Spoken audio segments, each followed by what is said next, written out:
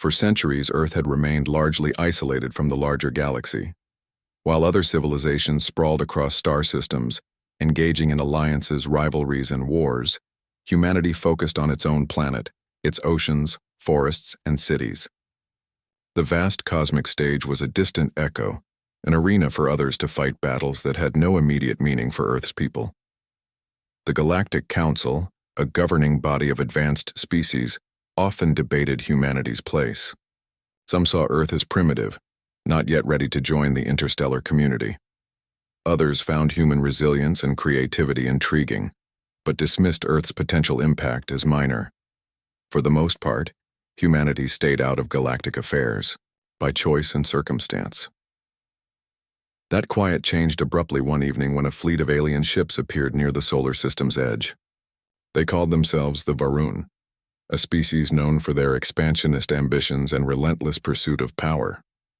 The Varun fleet was enormous, dark, and imposing, their ships designed for battle. They sent a message to Earth, not one of peace or diplomacy, but a clear ultimatum. Join our alliance or be conquered. The leaders of Earth met in urgent session, scientists, military officials, diplomats. None had anticipated such a direct threat so soon.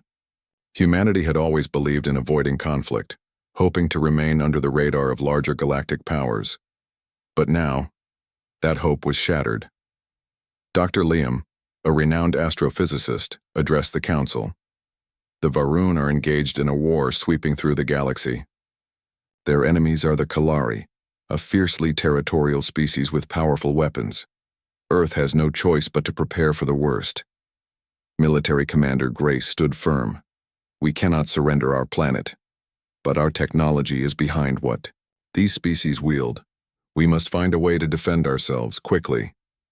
In the months that followed, humanity scrambled to catch up. Earth scientists worked around the clock to reverse engineer alien technology, captured from scouting vessels.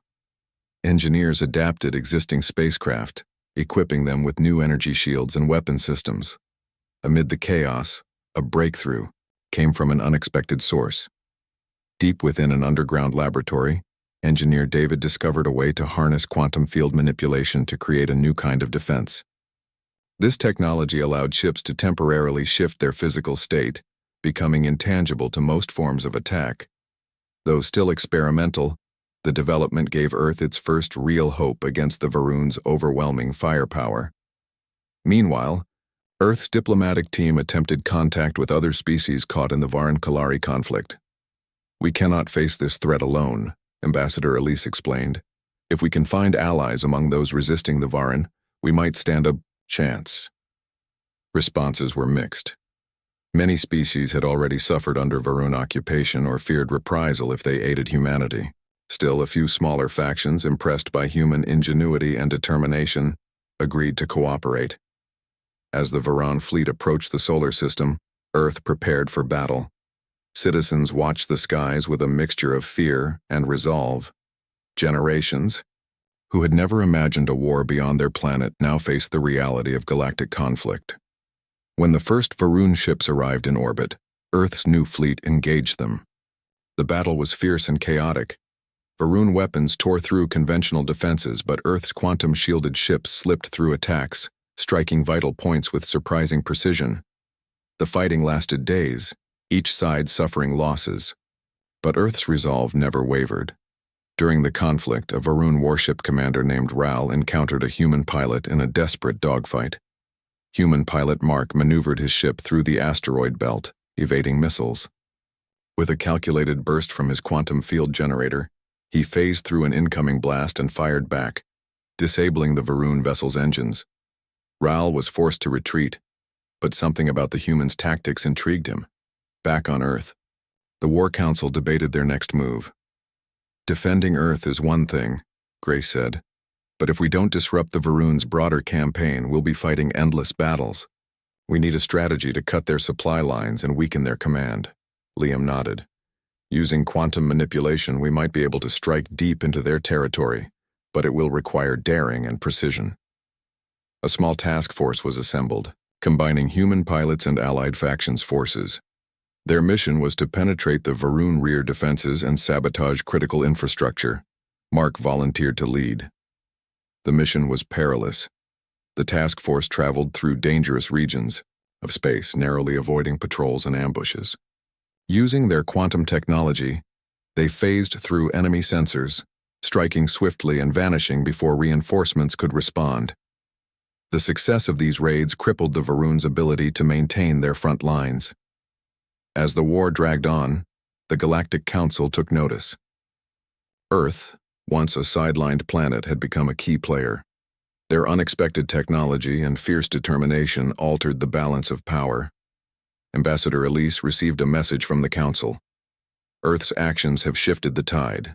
We invite your representatives to join the Council's war effort. The invitation marked a turning point. Earth's leaders accepted not as subjects, but as equals. Humanity was no longer the galaxy's bystander. They were warriors, diplomats, innovators, a species who had avoided the storm until it reached their doorstep and then stood unyielding. In a final confrontation, the combined forces of the Galactic Council, including Earth's fleet, confronted the Varun at their stronghold. The battle was monumental. Ships from dozens of species filled the void, energy beams and missiles lighting the darkness. Quantum-shielded human vessels weaved through the chaos, coordinated with their allies to strike decisive blows. In the end, the Varun were defeated, forced to retreat and rebuild. The galaxy breathed a collective sigh of relief. On Earth, people celebrated not just survival but their new place in the universe. Captain Mark reflected on how quickly their world had changed, from isolation to frontline defenders. "We didn't choose this war," he said, "but we proved we're ready to fight for our home and our future." Humanity's story spread across the stars, a tale of a planet once untouched by galactic conflicts, now a shining example of courage and innovation. The war had forced Earth into the galaxy's great drama, but humanity's spirit ensured they would never be sidelined again. The universe was vast and filled with challenges, but Earth had learned one truth. When forced upon us, we rise, and rise stronger than anyone expects.